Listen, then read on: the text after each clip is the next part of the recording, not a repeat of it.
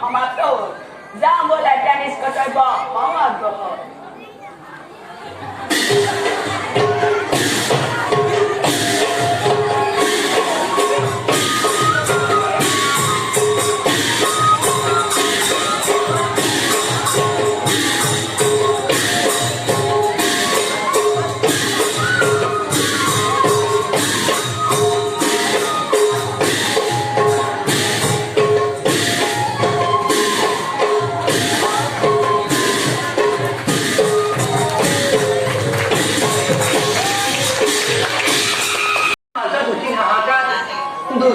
কিছুমান পাখণ্ডই চলাৰ প্ৰচাৰ পিতা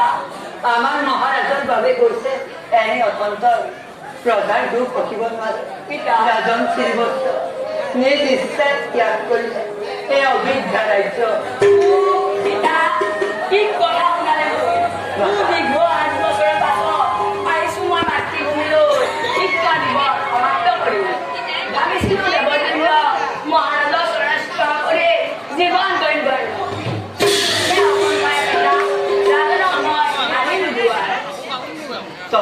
তই ঘূৰাই নিবি ভাষা কিন্তু মহাৰাজক জান ভালদৰে তেখেত তোৰ প্ৰস্তাৱ নকৰিব মোৰ ওপৰত বিশ্বাস ৰাখক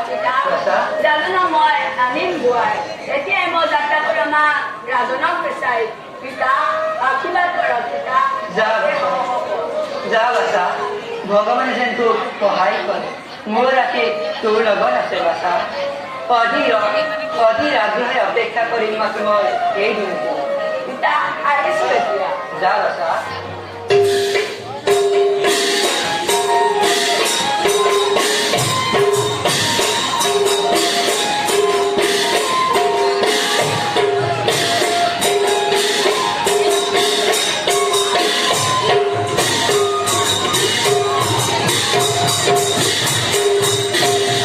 ময়ো যাওঁ এতিয়া নিশ্চয়